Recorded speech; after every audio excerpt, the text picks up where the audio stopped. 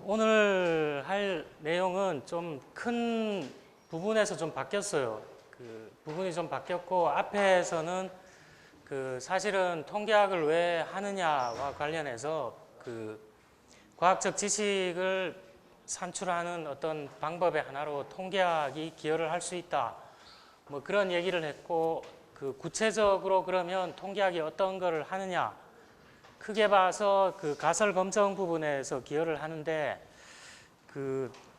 가설 검정을 하기 전에 어떤 우리가 지난 시간에 봤듯이 가장 많이 하는 설문조사 같은 거를 통해서 자료를 수집을 하게 되죠.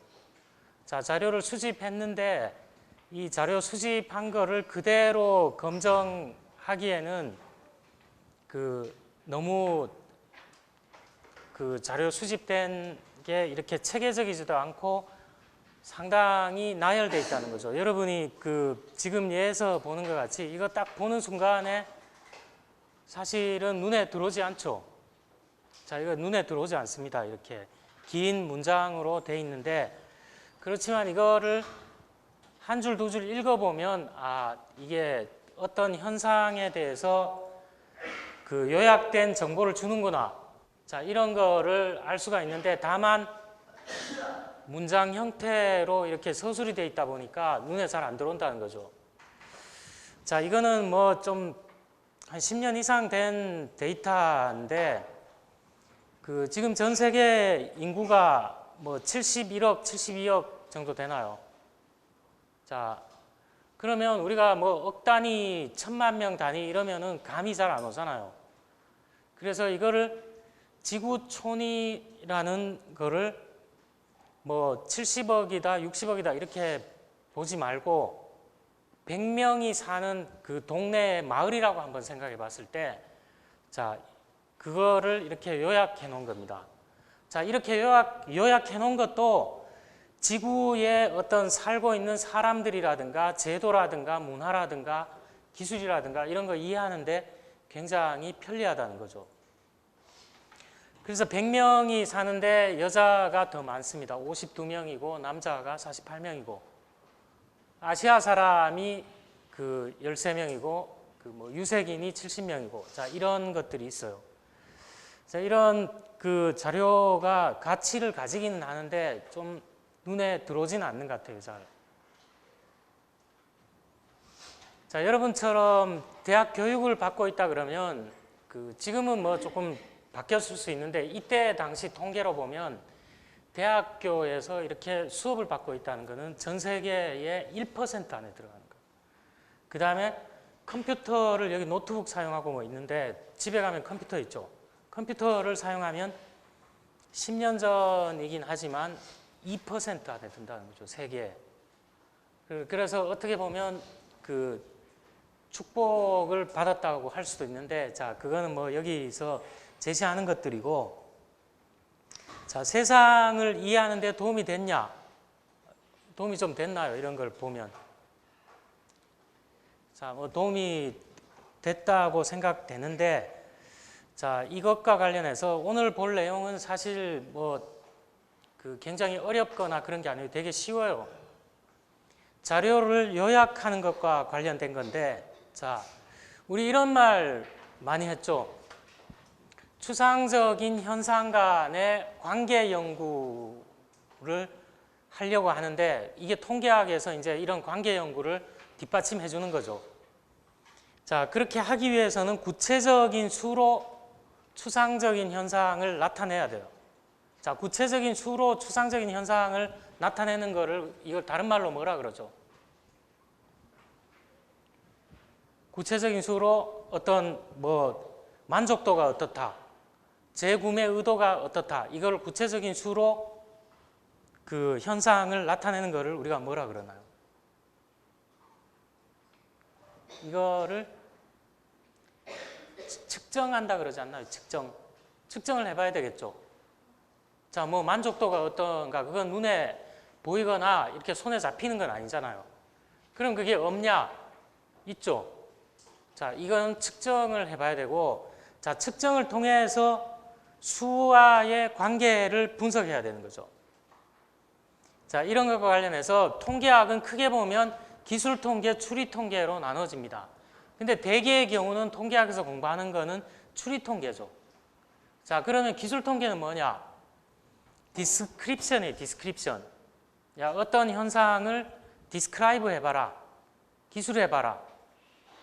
자, 요약 설명해보라는 거죠. 자, 우리가 많이 공부했던 평균으로 나타내봐라. 그 반에 뭐 1학년의 나이가 어느 정도 되느냐, 이런 것들 다 기술 통계라는 거죠. 그래서 여러분이 그 과거에 공부했던 뭐 평균이다, 표준 편차다, 이런 것들은 다 기술 통계라는 거예요. 자, 그런데 현상은 되게 많아요. 조사를 해보면 많이 나타나죠. 많이 조사를 할 수가 있는데, 이런 거를 요약 설명하는 역할을 하는 통계학 분야를 우리가 기술 통계라고 얘기를 합니다. 자, 그래서 대표적으로 평균이 어떻다, 분산이 어떻다, 이런 것들을 계산하는 거죠. 자, 여기서도 보면 사실은 평균이라든가 합계라든가 이런 거를 잘 요약한 거죠, 이 자료도. 자, 100명이 사는데 여자가 52명이다. 그 아시아인이 뭐 13명이다. 그 다음에 뭐 유색 인구가 70명이다. 자, 이런 것들 기술 통계라는 거예요.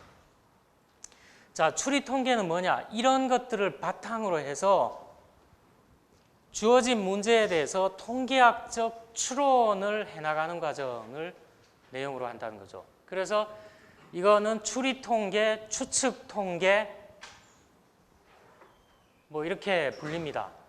그래서 뒤에 이제 추리 통계를 바로 하려면 여러분이 힘들다는 거죠. 앞에 거하고 뭔가 연결이 돼야 되는데 추리 통계로 바로 들어가면 이거를 왜 하는지 목적이라든가 이런 게 불분명하다는 거예요. 관심이 없죠, 여러분. 왜 하는지 모르면서 어떤 거를 하는 거는 외우는 거잖아요. 암기하고 외우는 거기 때문에. 자, 이거 통계학도 그렇게 뭐 암기를 굉장히 많이 해야 된다, 그런 거 별로 없어요, 사실 따지고 보면. 그래서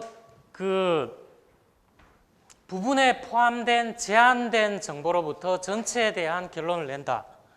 자, 우리가 통계적 방법, 자료 추출 방법 이런 거 하면서 모집단 전체를 알기가 어렵거나 안다고 하더라도 비용과 노력이 너무 많이 들어가기 때문에 대개의 경우는 그렇게 하지 않고 또 부분만을 가지고 샘플링을 하게 되면 차라리 이걸 하는 게 전체 모집단을 전수조사하는 것에 비해서 반드시 오류가 이게 많다 이렇게 할 수가 없다 그랬죠. 자, 이거는 모집단 전체를 전수조사하는 거는 비표본 오차 같은 게 발생할 수 있기 때문에 샘플링 방법이 더 반드시 여류에 있다, 이거는 일괄적으로 얘기할 수 없다 그랬습니다. 그래서 요 부분을 가지고서 이 전체가 어떻다는 것을 추측하는 거죠. 자, 자동차 불량, 요즘 독일의 자동차 회사 때문에 그런 게 많이 나오는데 연비조사 이런 것도 모든 자동차 할 수가 없죠. 자, 신제품 나왔는데 그 자동차 연비조사 다 한다 그러면 돈이 엄청나게 들 거예요. 그렇지만 대표적으로 품질 관리죠, 그게. 품질 관리하는 데 있어서는 뭐 한 20대 정도, 30대 정도만 조사해보면 대표를 할 수 있다는 거죠. 그렇게 20대, 30대 정도를 샘플링을 해서 연비조사를 한 게 그 자동차 회사에서 만든 제품의 전체를 대표하느냐. 자, 이런 거를 알아보는 게 다 추리 통계라는 거죠. 그래서 현대 통계학의 핵심이에요. 자, 이 방법들은 뒤에 이제 보기로 하고, 자, 우리가 이제 봐야 되는 거는 기술 통계예요. 자, 여러분 빈도, 도수 이런 거 해봤어요. 요즘 보니까 초등학교 한 3학년 때인가 4학년 때쯤에 이걸 하더라고요. 근데 이제 좀 더듬어서 보도록 하죠. 자, 반복되는 횟수, 각 등급 구간에 해당하는 응답자의 수가 어떠냐. 자, 모든 조사에 보면 이런 거를 제시하게 돼 있습니다. 내가 300명을 조사했는데 그 응답자가 여성은 몇 명이고 남성은 몇 명이냐, 그 사람들이 그 직업을 가지고 있느냐, 뭐 사무직에 종사하냐, 학생이냐, 뭐 이런 것들을 다 제시하게 돼 있어요. 자, 그거를 요약해주는 표가 빈도분포표라는 거 있죠. 자, 빈도분포표. 여기서는 지금 빈도분포표가 제시되어 있지 않는데, 자, 이런 거 우리 해봤죠. 상대도수 기둥 그래프 도수 다각형, 누적 도수 다각형, 이런 거 해봤잖아요, 여러분. 자, 이거는 뭐 생략하도록 하겠습니다. 자, 빈도 분석은 표나 그림으로 현상의 설명 기능을 해주는 기술 통계 기법의 일종이에요. 이런 것들이 다 기술 통계라는 거예요. 자, 아까 말로 이렇게 써놓은 거를, 자, 여기 제가 빈도 분포표가 없다 그랬는데 여기 있네요, 여기. 다만 라인을 그려놓지 않았죠. 이걸 그 박스 형태로 이렇게 그려놓지 않았지만, 자, 인구 분포를 보면 아시아에 제가 잘못 얘기했는데 61명이 살고 있고 아프리카에 13명이 살고 있다. 이렇게 표로 나타내면 한눈에 들어오죠. 자, 그런 거를 우리가 빈도 분포표라고 얘기를 할 수가 있습니다. 자, 이거 말고 원그림, 원도표 있죠. 자, 원그림, 원도표 이런 형태죠. 그냥 뭐 이게 바뀌었습니다. 그림이 좀 바뀌었는데 수정하기가 힘들어서 그런데 남자가 48명이고 여자가 52명이죠. 자, 이런 형태로 요약해주면 한눈에 금방 파악이 된다는 거예요. 자, 선그림, 선도표 있습니다. 자, 이거는 이것도 선그림이라고 할 수 있나요? 자, 어쨌든 지구촌의 종교를 보면 여기는 개신교, 구교, 가톨릭 다 포함해서 33명이라는 거예요. 제일 많죠. 그 다음에 이슬람이 19명, 힌두교도 인도 때문에 굉장히 많죠. 자, 이렇게 나타내주면 한눈에 자료가 들어온다는 거죠. 자, 여기서 히스토그램하고 막대 그림하고를 좀 구별할 필요가 있어요. 자, 막대 그림은 이거죠. 이거 막대 그림이죠. 자, 이거 딱 구분이 되죠. 이런 지구촌의 종교 이런 거를 조사한 거는 우리 측정의 척도 중에 이거 뭘로 조사한 걸까요? 측정 도구라고 하나요? 자라고 하죠. 측정 자가 4가지가 있잖아요. 이거는 어떤 자를 가지고서 조사를 한 걸까요? 이거는 명목척도죠, 명목척도. 딱 카테고리로 구분을 한 거잖아요. 자, 카테고리로 구분한 거는 뭔가 이거? 이산변수일까요? 연속변수일까요? 이산변수죠. 딱딱 구분이 되죠. 떨어져 있잖아요, 다. 자, 이런 것들 대개의 경우에 막대 그림은 이산변수의 특징을 가진 현상 설명에 좀 더 적합하다는 거예요. 이산변수 설명하는데. 자, 이 히스토그램은 뭐냐? 단위 구간당 빈도수를 표시해 주는 그림인데 이런 거 여러분 많이 봤어요. 이렇게 막대 붙여서 이렇게 그린 거 있죠. 자, 조금 이따가 보도록 하고, 개별 막대의 높이는 해당 구간의 상대 빈도를 의미한다는 거예요. 상대적으로 어느 정도를 차지하고 있느냐. 그래서 이거는 서로 붙여서 그립니다. 막대를. 조금 전에 봤듯이 이렇게 떨어져 아니라 막대가 붙어 있어요. 자, 이거 한번 보도록 하겠습니다. 자, 히스토그램.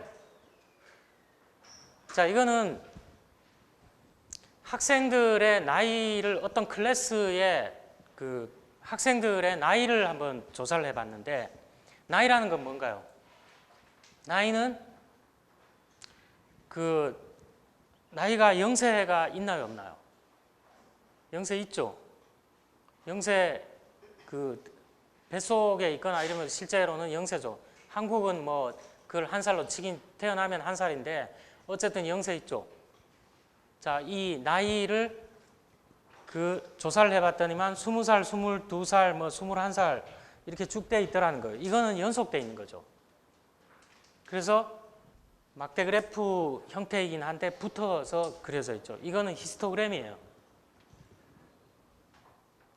그래서 반드시 그런 거는 아닌데 대개의 경우에 히스토그램은 연속 변수의 특징을 지닌 현상 설명하는데 주로 사용을 한다는 거예요. 자, 그래서 이런 그림이라든가 표라든가 이렇게 그려놓으면 이해하기가 굉장히 쉽다는 거죠. 한눈에 들어오니까. 자, 그런데 이 그림을 그릴 때 조심해야 되죠. 여러분 그 그림 그릴 때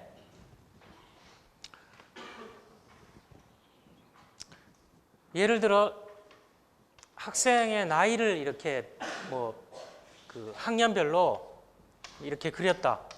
뭐 예를 들어 1, 2, 3, 4학년의 나이가 어떻게 되느냐. 자, 여기 10대, 20대, 30대, 뭐 40대는 거의 없겠지만 이렇게 그렸는데 자, 이건 잘 없기 때문에 예를 들어 1학년은 뭐 이 정도 있고 2학년은 뭐 이렇게 있고 3학년은 뭐 이렇게 있고 4학년은 뭐 이렇게 있다. 자, 이렇게 그릴 수가 있는데 이거를 구간을 그 거의 없는 경우는 이걸 생략할 수 있죠. 이렇게. 그럼 이 간격을 이렇게 똑같이 하는 게 아니라 여러분 신문 자료 같은 거 읽을 때 기울기 같은 거 이렇게 보면 원 자료를 잘 파악을 해야 된다. 그림 보면 착시 효과가 있어요. 착시 효과가 있는데 제가 이 그림 그리다가 말았는데 자, 원래 자료가 뭐냐 하는 거를 좀 생각을 하면서 그림을 봐야 된다는 거죠.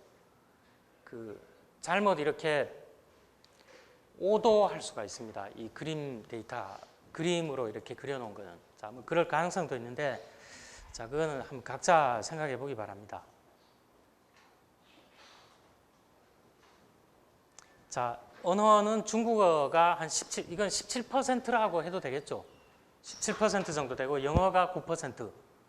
자, 우리가 알고 있는 주요 언어들 보세요. 중국어, 영어. 자, 그 힌디어는 인도 계열의 언어예요. 그 인구가 워낙 많다 보니까. 자, 그다음에 우리 알고 있는 스페인어, 아랍어. 자, 한국어까지 포함해도 어떤가요? 한국어, 독일어, 프랑스어 안 나온 거 그런 것들. 인구 한 5천만 이상 쓰는 그 언어들 다 포함해도 어떤가요? 다 포함해도 50%가 안 되죠. 그러면 4천만 쓰는 거, 2천만 쓰는 언어 이런 것들 굉장히 많다는 거죠.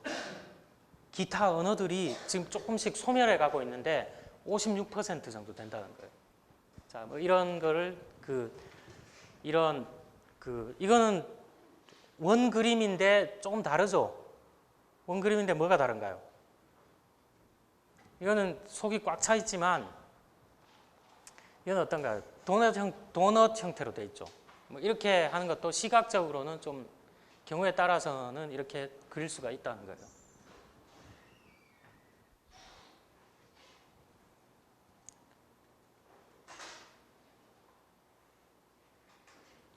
자, 여기 5장부터는 SPSS를 그 자료를 가지고 돌린 것들이 나옵니다. 그래서 여러분하고 저하고 그 아마 12월 첫째 주나 그때 실습실에서 저하고 이렇게 같이 돌려볼 거예요. 돌려보는데 그 우리는 일단 돌려보는 거는 이제 여러분한테 제가 서비스 차원에서 이제 얘기를 해주는 거고 그 나온 데이터를 해석을 해야 되겠죠. 자, 여러분이 엑셀로 뭔가를 작업을 해서 돌렸는데 뭐 결과물이 나왔다.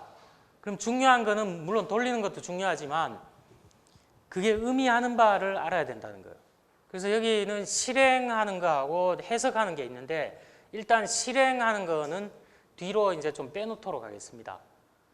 그렇게 돌렸을 때 나온 거를 해석하는 것과 관련된 거를 저하고 이제 그 이후 시간부터 이제 봐야 된다는 거죠.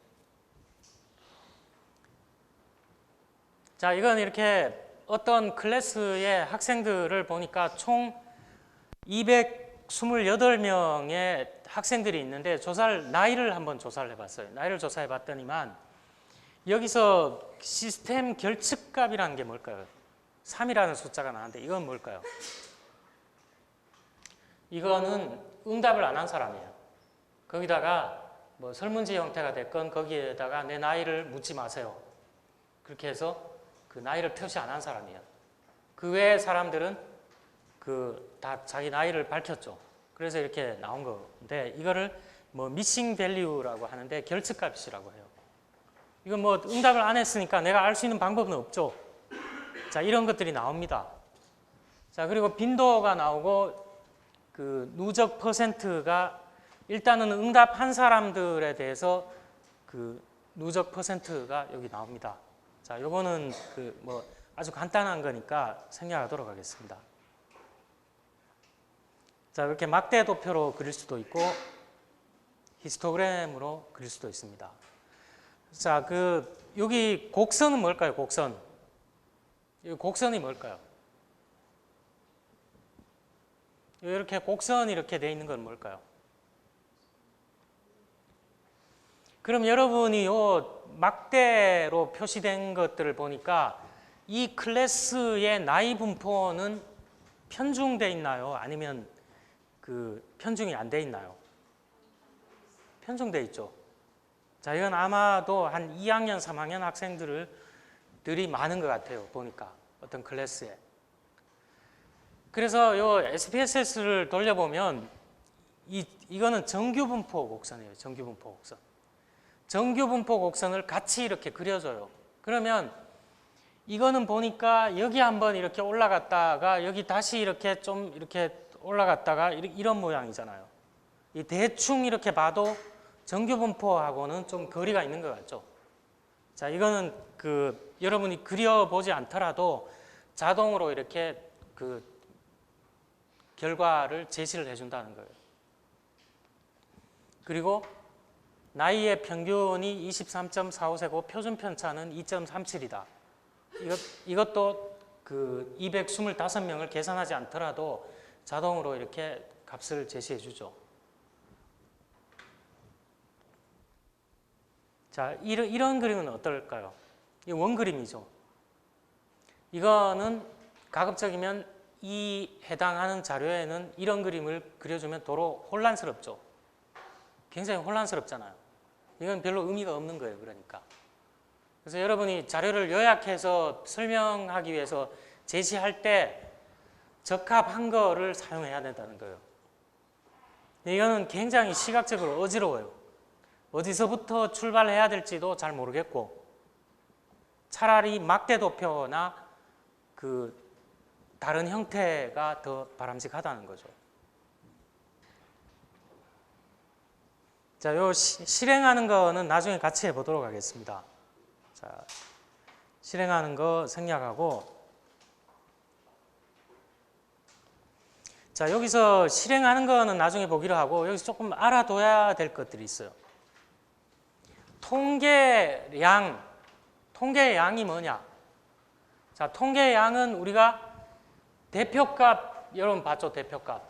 자, 기억을 좀 더듬어서 우리 측정 도구 척도 얘기할 때 명목 척도를 설명해 줄 수 있는 그 대표값은 뭐라 그랬나요? 명목 척도는 사칙 연산이 의미가 있다 그랬나요? 의미가 없다 그랬나요? 의미가 없죠. 그런 경우에는 평균값 구해봐야 대충 어느 정도 위치에 있는가는 알려주지만 의미는 없다 그랬죠. 그럴 때는 평균값보다 뭘 써야 된다 그랬나요? 자, 이거 조금 뒤에 좀 뭐 그래프 그려가면서 제가 좀 몇 가지 설명할 게 있어요. 그래서 조금 생각을 해볼 필요가 있어요. 명목 척도에서는 어떤 대표값이 의미가 있다 그랬나요? 최빈값. 그 다음에 나온 척도가 뭐였죠? 서열 척도였죠. 서열 척도에서는 어떤 게 의미가 있다 그랬나요? 예? 중앙값? 중앙값이죠. 그 다음에 무슨 척도 있었나요? 등간 척도, 비율 척도에서는 이제 평균이 대표값으로서의 의미가 있다는 거죠. 자, 이거 대표값은 다른 말로 하면 중심화 경향이에요. 중심화 경향. 어느 정도 중심을 얘기해 주느냐. 텐던시죠. 중심을 얘기해 주냐 이런 그 중심화 경량을 대표값하고 같은 용어로 써요. 자, 그런데 이제 줄여서 쓰는 걸 좋아하다 보니까 대표값이라 그러는데 우리가 봤던 평균이나 최빈값이라든가 중앙값이라든가 이런 거 있었죠. 그 다음에 산포도 있어요. 산포도.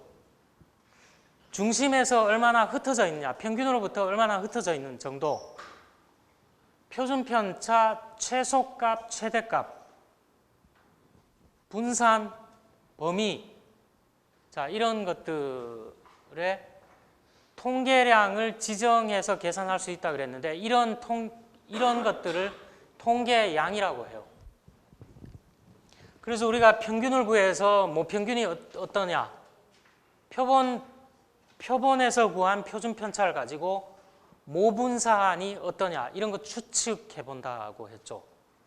이제 앞으로 추측을 해볼 텐데, 자, 그런 것들을 좀 통계양이라고 한다는 거를 좀 기억을 하고, 자, 그 다음에 봐야 될 게 뭐냐. 여러분이 교재에 이렇게 있는데 제가 좀 더 요약을 해놨는데, 자, 외도하고 첨도라는 게 있습니다. 여기서 정상분포 곡선이라 그랬는데 정상분포는 이거 예전에는 정규분포라고 얘기를 많이 했어요. 그냥 정규분포 생각하시면 돼요. 자, 정규분포는 여러분이 생각해 봤을 때 어떤가요? 조금 전에 나이 옆에 이렇게 히스토그램에 커브 있었잖아요. 커브. 정규분포는 대략 이게 뭐 정확하지는 않지만 이렇게 그려보면 어떤가요? 평균을 중심으로 좌우가 대칭 형태죠. 매끄러운 벨 모양의 곡선이죠. 자, 그러면 어떤 자료를 수집해서 분석을 하려고 요약을 하다 보면 정규분포가 엄밀하게 얘기해서는 정규분포일까요? 아닐까요? 엄밀하게 얘기하면 정규분포는 수식이 있어요. 뭐 파이도 들어가고 뭐 자연대수도 들어가고 뭐 이렇게 수식이 굉장히 복잡한데, 수식이 있다는 거는 딱 한 개 있다는 거죠. 딱 한 개. 딱 한 개 있다는, 이상적인 거예요. 이상적인 거. 그래서 엄밀하게 보면 모든 자료를 구해보면 정규분포에 근사하지 딱 수학적으로 정규분포다, 이거는 거의 없다는 거예요. 근데 대체적으로 정규분포에 근사하냐, 이게 이제 중요하죠. 정규분포에 근사하다 그러면 정규분포처럼 생각해도 된다는 거예요. 그래서 여기서 나오는 용어가 첫 번째 볼 게 이제 첨도예요. 첨도. 첨도는 뭐냐? 뾰족할 첨자예요. 뾰족할 첨자, 한자로. 제가 한자가 좀 하도 안 써서 자신이 없어서 쓰지를 못하겠는데, 자, 이게 정규분포라고 하면 정규분포보다 이렇게 뾰족한 형태의 커브가 있을 수 있죠. 그 다음에 정규분포보다 이렇게 완만한 형태의 커브가 있을 수가 있어요. 자, 이 첨도는 뭐냐? 정규분포 곡선에 비해서 얼마나 뾰족하냐, 완만하냐를 표시해주는 척도예요. 척도. 자, 그래서 이 정규분포를 구해서 첨도를 구해보면 뭘까요? 뾰족하면 플러스일까요? 마이너스일까요? 이 값을 구해보면. 뾰족하면 뾰족할수록 플러스 값이 커지게 되겠죠. 자, 정규분포보다 완만하다 그러면 이 첨도 값을 구해보면 어떻게 나올까요? 마이너스 값이 나와요. 마이너스. 그럼 마이너스 플러스 값이 있다는 것은 기준치가 뭐라는 거예요? 0이라는 거죠. 0. 그래서 정규분포의 첨도를 구해보면 0이에요. 0. 자, 그 다음에 하나 생각할 수 있는 게, 이 정규분포는 좌우 대칭형인데 자료를 구해서 이렇게 그려보면 좌우 대칭형이 아니라 어느 한쪽으로 이렇게 기울어질 수도 있고 이렇게 기울어질 수도 있겠죠. 자, 이거는 외도라고 얘기를 합니다. 외도. 자, 이걸 영어로 스큐니 첨도는 컬터시스라고 하는데 잘 안 들어봤죠, 여러분? 컬터시스 찾아보면 뾰족한 정도 뭐 이런 거로 나옵니다. 자, 외도어는 스큐니스인데 스큐가 뭔가요? 스큐가. 스큐는 찾아보면 찌그러지다, 기울어지다 이런 거예요. 자, 여기서 여러분이 좀 이제부터 좀 생각을 해봐야 되는데 이게 한국어가 국어가 좀 더 어려워요. 자, 요 노란 선으로 그려놓은 요 커브는 정규 분포에 비해서 왼쪽으로 기울어져 있나요? 오른쪽으로 기울어져 있나요? 예? 그러면 자료 값들이 왼쪽에 편중되어 있을까요? 오른쪽에 편중되어 있을까요?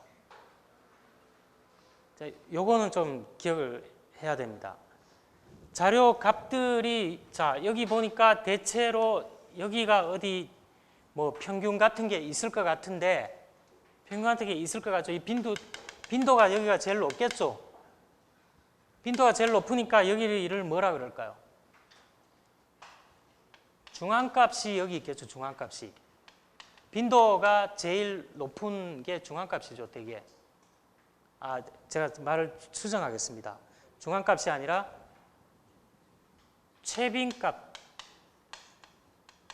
최빈값이겠죠. 자, 여기 뭐 모르겠지만 여기 제일 많으니까 이 커브가 제일 올라가 있을 거 아니에요. 빈도수가 제일 많기 때문에. 자, 그러면 이 자료를 보면 이 커브를 보면 이쪽에 자료 값들이 많을까요? 이쪽에 자료 값들이 많기 때문에 이런 커브가 나왔을까요? 이쪽이 면적이 넓죠, 이쪽이. 면적이 넓잖아요. 이거는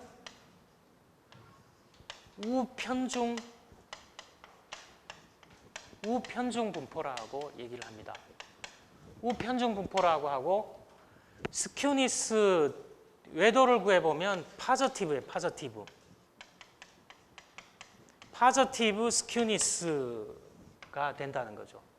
이거는 무슨 말일까요? 정규 분포에 비해서 외도를 구해보면 이게 플러스 값이 나온다는 거예요. 플러스 값이.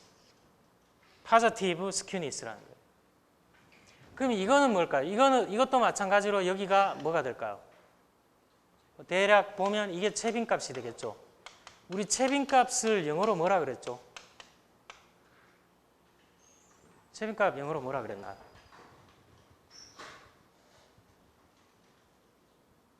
최빈값? 모드라 그러지 않았나요? 모드라 그랬죠. 최빈값. 자, 이것도 요 분포를 보면 이것도 모드 이렇게 줄여서 모드라고 해보죠.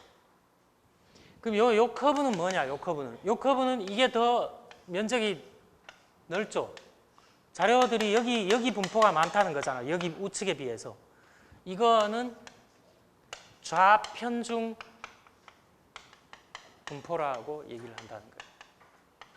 좌편중 분포라고 하고 이거는 값을 구해보면 네거티브예요. 네거티브 스큐니스라는 거예요. 그래서 이거는 음의 값을 보여준다는 거죠. 자, 음의 자, 기울어진 거는 우측으로 기울어졌지만 자료 값들이 왼쪽에 분포를 많이 하고 있죠. 이거는. 그래서 이거는 좌편중 분포 우측으로 기울어졌다고 표현을 하고 요거는 이쪽 오른쪽에 값들이 많이 분포하기 때문에 우편중 분포라고 명칭은 쓰면서 좌측으로 기울어졌다고 해요. 이게 국어가 좀 어렵죠, 보면. 자, 그런 건데 그래서 요거는 계산을 정규 분포보다 이쪽으로 왼쪽으로 기울어져 있는데 구해보면 플러스 값이 나와요. 그리고 요렇게 생긴 분포는 마이너스 값이 나온다는 거죠. 정규 분포는 좌우가 대칭이기 때문에 제로가 나오겠죠, 이것도. 자, 이렇게 구성이 되어 있습니다. 자, 요거를 좀 보완해서 보려면 여러분 211페이지에 보면 이런 내용이 추가적으로 그 지금 뒤에 있는 거하고 여기 5장에 있는 거하고 같이 이렇게 제가 설명을 했어요. 자, 그러면 자, 이거 헷갈리니까 그림을 한번 지어 보도록 하겠습니다.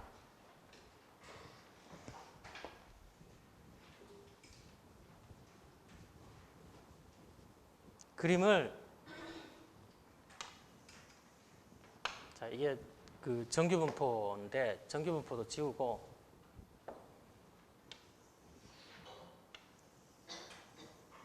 이렇게 되어 있는 커브하고 이렇게 되어 있는 커브를 한번 보도록 하죠.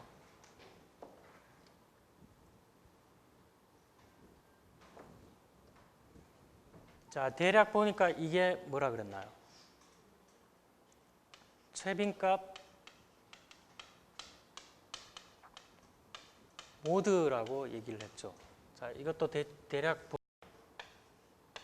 모드라고 얘기를 했어요. 최빈값이라고. 그럼 우리가 그 대표값 중에 지금 주로 봤던 게 평균하고 또 뭐가 있었나요? 중앙값이 있었죠. 중앙값. 평균하고 중앙값이 있었죠. 척도에 따라서. 그런데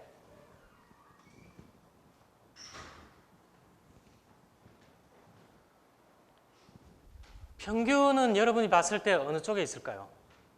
최빈값 우측에 있을까요? 좌측에 있을까요? 상식적으로 봤을 때. 평균.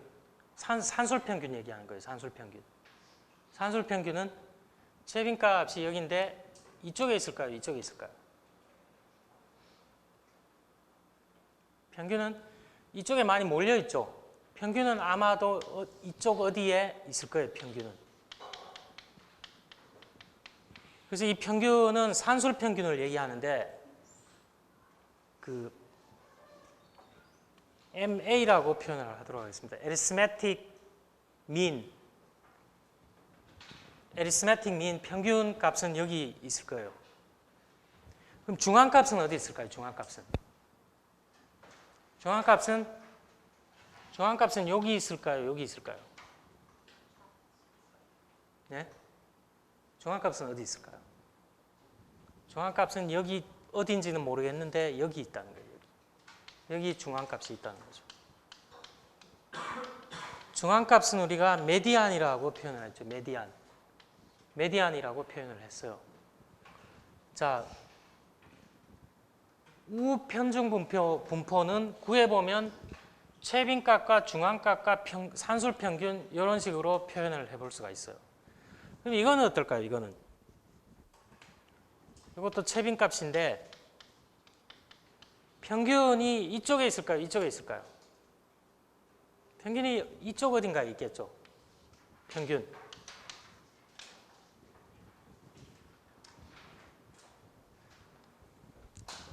그럼 여기서도 중앙값은 어디에 있을까요? 중앙값은 여기 있을까요? 여기 있을까요? 중앙값은 여기 어디 있겠죠. 메디안, 중앙값.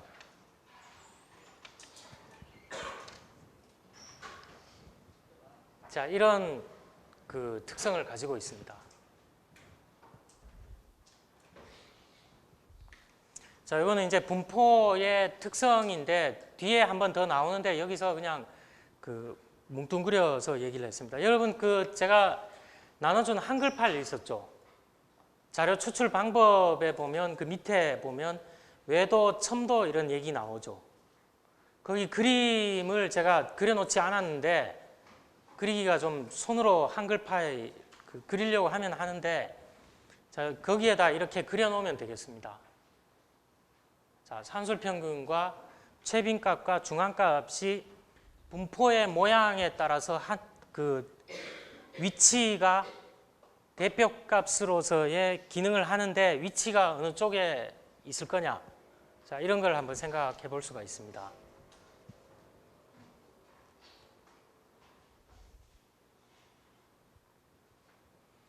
자, 힌트는 이 두 가지를 생각하면 되죠. 산술평균은 이 분포가 이쪽에 몰려 있으니까 최빈값보다 우측에 있다. 최빈값은 분포의 가장 뾰족한 부분 어딘가에 뾰족한 부분이 최빈값이 있죠. 그리고 그 중간에 중앙값이 있다. 메디안, 중앙값이 있다. 이렇게 그 생각을 해보면 되겠죠.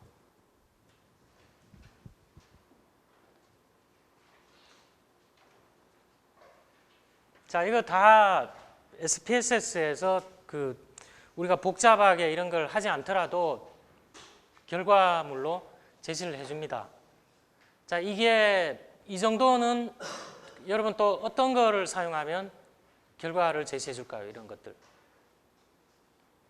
엑셀에 보면 여러분 있죠. 함수 마법사 이런 거 있죠. 거기 보면 막대 그래프, 원도표, 뭐 히스토그램 이 정도 다 평균, 표준 편차 다 제시해 줍니다.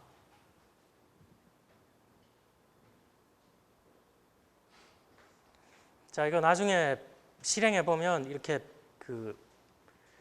이 결과값을 제시해 주고 이거를 여러분 워드로 가져갈 수도 있습니다. 저장할 수가 있어요. 분석한 거에 대해서 내가 이렇게 분석했다고 해서 결과를 저장해서 레포트 형태로 제시할 수도 있습니다.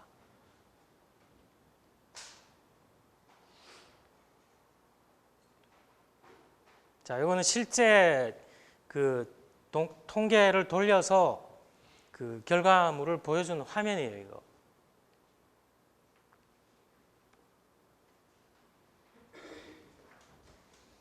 혹시 자료 요약과 관련해서 좀 궁금한 사항 있나요?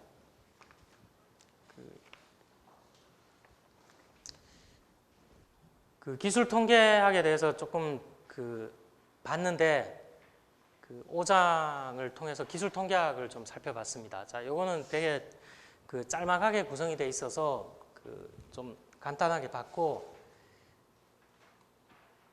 실제로는 6장의 현상의 요약에서 좀 더 세밀하게 좀 보도록 하겠습니다.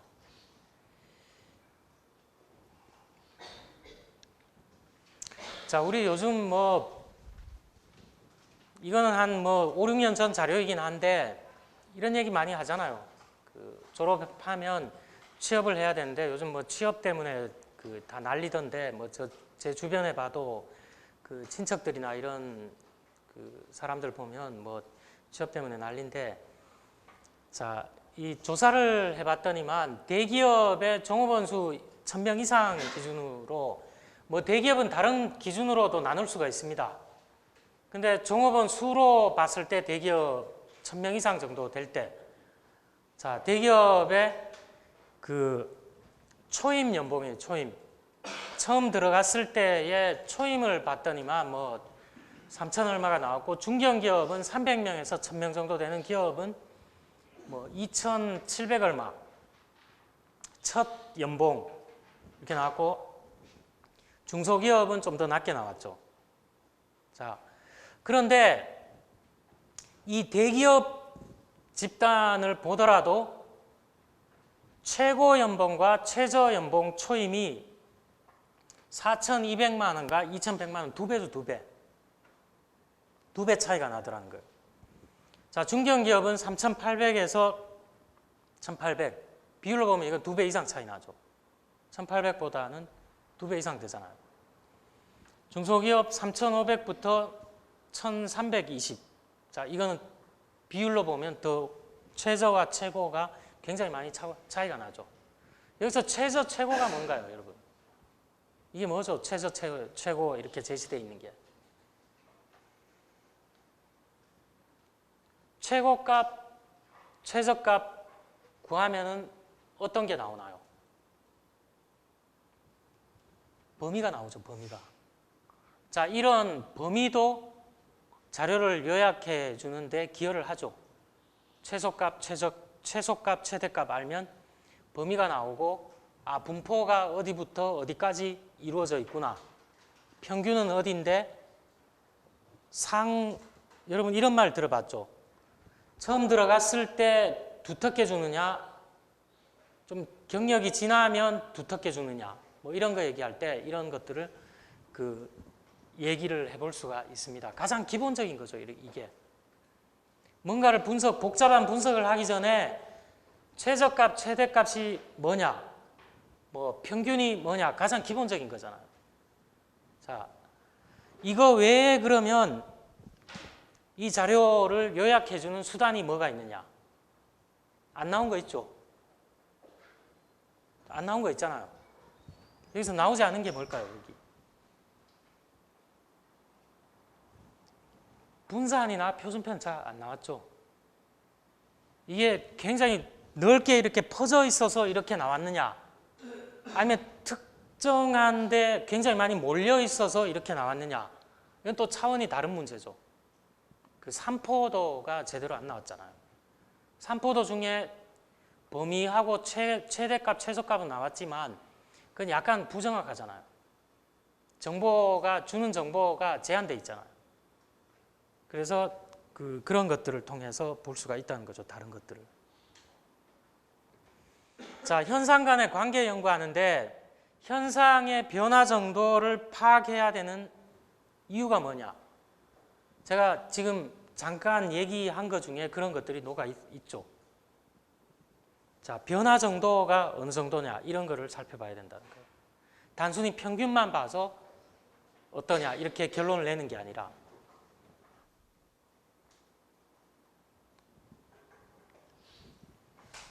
자, 현상을 요약해주는 도구는 현상을 대표하는 수가 뭐냐, 현상의 변화 정도는 뭐냐 이렇게 요약을 해볼 수가 있는데 자, 우리가 봤던 대표값, 중심화 경량, 자, 자료를 요약하는 수, 어떤 수치를 중심으로 자료가 분포되어 있는가 이런 건데 대표적으로 평균이죠. 자, 예를 들어 347개 회사의 대졸초임 평균이 얼마냐? 좀 전에 봤던 이거겠죠.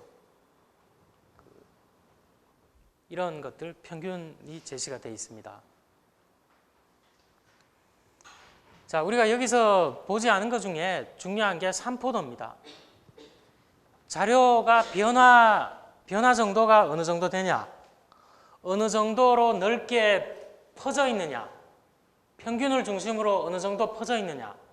자, 이런 거 보는 거 분산 표준편차 있습니다. 이거 말고 또 있죠.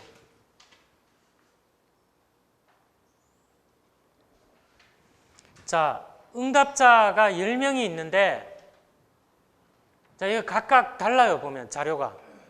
응답자 10명은 동일한데 응답자 수가 동일하죠. 동일한데 어떤 집단에서는 4라고 다 표현을 했어요.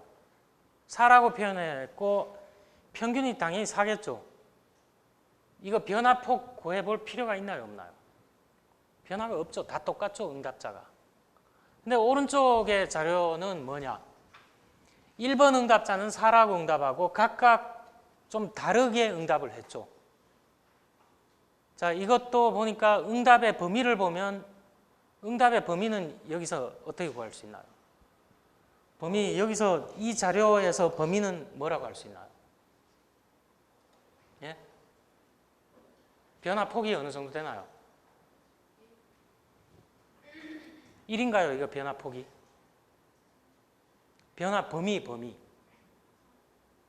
범위는 어떻게 구했나요, 우리?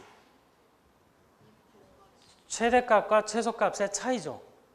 자, 2라고 응답한 사람 1명 있고 5라고 응답한 사람 2명 있는데 어쨌든 최대값은 5고 최소값은 2죠. 그럼 이거 범위는 구해보면 3으로 나오겠죠. 3으로. 아까 우리가 상장사의 대졸 초임 이런 거 얘기했는데 거기 보면 대기업군에 보면 한 최저와 최대 범위가 예를 들어 2,100만 원 차이 나더라. 2,100만 원과 4,200만 원 최소 최대 범위 거기서 구해보면 2,100만 원이죠. 자, 이것도 마찬가지예요. 범위를 구해보면 3인데 그거는 이제 범위고 여기서 변화의 폭이 어느 정도 되느냐 정확하게 얘기를 해줘야 되는데 여기서 변화의 폭은 이걸 뭘까요? 이걸? 요 값은 뭘까요? 이거? 네, 표준편차 내지는 1이니까 1의 제곱해도 1이니까 분산 내지 표준편차겠죠. 이거. 자, 평균으로 보면 동일하죠. 자료가 A 자료나 B 자료나 평균으로 보면 동일한데 평균만 봐갖고는 그러니까 안 된다는 거예요. 이게 얼마나 변화하는 정도를 얘기해 주느냐를 보려면 변화 폭을 같이 봐야 된다는 거죠. 자, 여러분 앉아 있는 학생들 중에 아니 왜 자꾸 되게 쉬운 얘기를 계속 하느냐? 이거를 얘기 안 하고 그대로 가면 어렵습니다. 쉽게 느끼는 학생도 있겠지만 대부분은 어려워요. 어려운 거는 뒤에 충분히 보여드릴 테니까 너무 이렇게 쉽다고 생각하지 말고 조금만 더 생각을 해보자는 거예요. 자, 척도 유형에 따라 상이하다는 얘기는 했죠. 자, 명목 척도의 대표값은 다른 거는 의미가 없고 최빈값이 의미가 있다 그랬어요. 최고 빈도를 가지는 값. 자, 어떤 자료를 봤더니만 응답자가 남자가 465명이고 여자가 535명이다. 여기서는 최빈값이 뭘까요? 답이 두 가지로 나올 수 있어요. 여기서는 최빈값이 뭘까요? 최빈값은 뭐라 그랬나요? 값이 될 수도 있고 집단이 될 수도 있잖아요. 또는이잖아요. 또는이잖아요. 오화죠, 오화. 이 자료에서 최빈값은 가장 많은 빈도인 535명이라고 얘기를 해도 되고 그 범주를 가지고서 여성이라고 해도 된다는 거예요. 두 가지 답이 나올 수 있다는 거죠. 모두 최빈값은 모두라고 얘기를 합니다.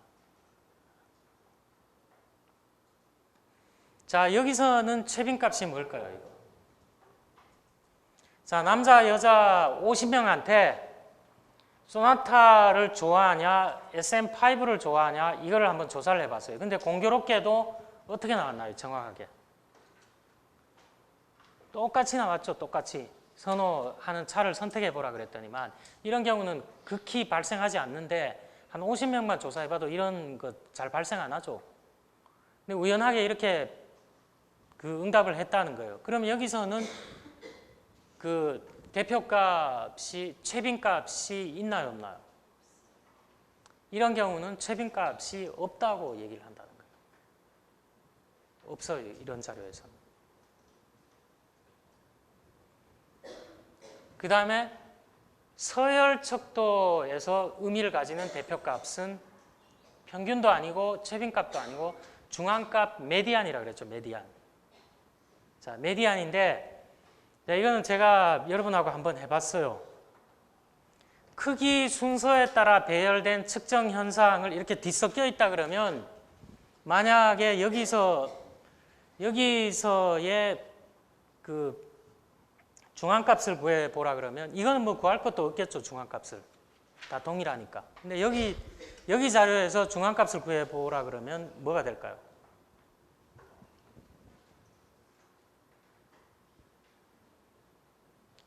짝수죠, 짝수. 짝수면 어떨까요? 어떻게 구해야 될까요? 이거 한번 구해보죠. 크기 순서대로 2부터 해볼까요? 2, 3, 3, 4, 4, 4.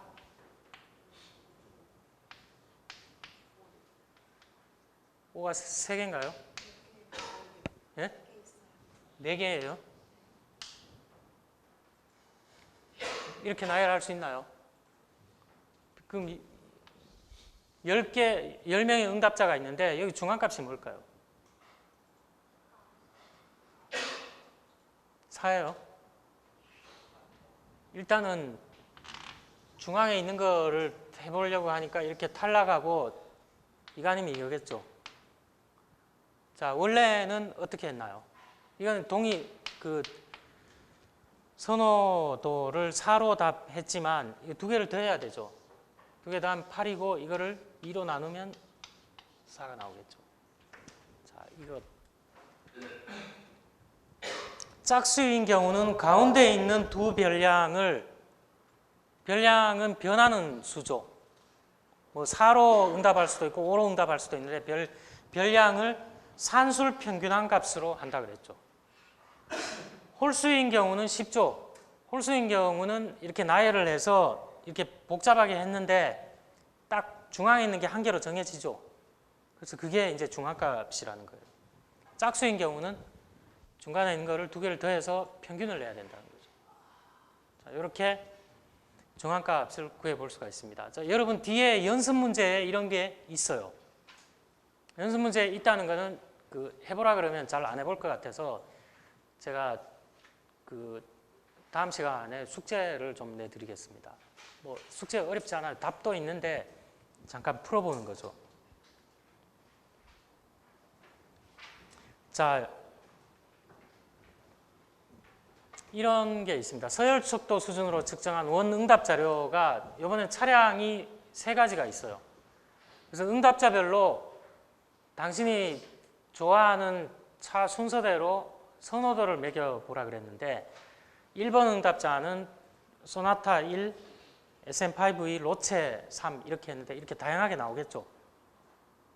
자, 이거를 여기에 대해서 여러분 조금 중앙값에 대해서 좀 의아하게 생각할 수도 있는데 자, 이거는 여러분 참고로 한번 보세요. 참고로. 이거는 좀 차량 종류가 3가지가 있고 이렇게 했는데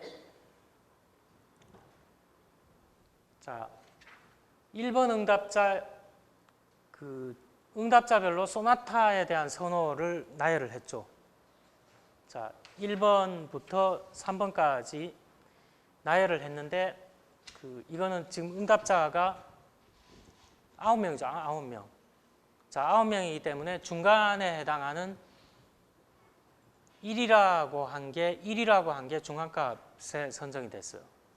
그 다음에 SM5는 2위가 중앙값에 됐는데 자, 이거 여러분 좀 가만히 자꾸 생각하면 여기에 대해서 질문을 할 수가 있는데 그거는 뭐 혹시 궁금하면 같이 생각을 해보고 우리가 봤던 원 자료 여기서 봤던 걸 가지고 한번 중앙값을 계산해 보면 될 것 같아요.